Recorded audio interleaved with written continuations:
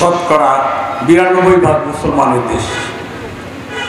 এদেশে আইন থাকবে ইসলাম, এদেশে আইন সংবিধান থাকবে কোরআনের সংবিধান।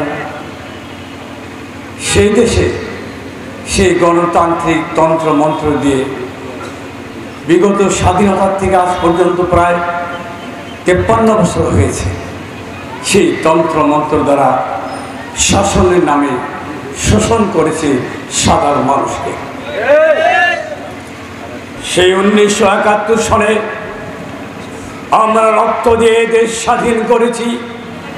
53 বছর হইল আমরা সেই স্বাধীনতার সুফল ভোগ করতে পারিনি।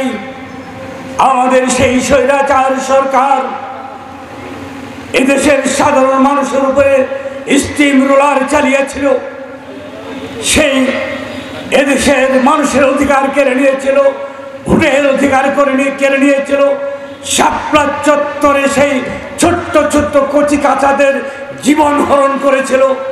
সেই বিডিআর বিদ্রোহে 57 জন আর্মি অফিসারকে নির্মমভাবে হত্যা করা হয়েছে। বাংলাদেশের মানুষ শেখ হাসিনার বিচার চায় বাংলার জমিনে। আমরা আরো বলতে চাই, বাংলার জমিনে ইসলামী হুকুমত ব্যতীত কোনোদিন এদেশের মানুষের অধিকার আদায় হতে পারে না।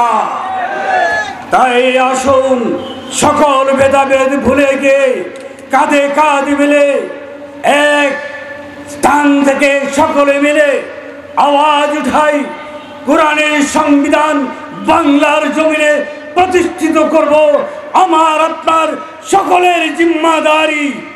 আসুন আমার শাইখ সৈয়দ মুফতি রেজাউল করিম পীর সাহেব চরমোনাইয়ের নেতৃত্বে বাংলার জমিনে একটি ইসলামী হুকুমত তৈরি করি ইনশাআল্লাহ। ওয়া আখির দাওয়ানা আলহামদুলিল্লাহ রাব্বিল আলামিন। আসসালামু আলাইকুম ওয়া রাহমাতুল্লাহ ওয়া বারাকাতুহু।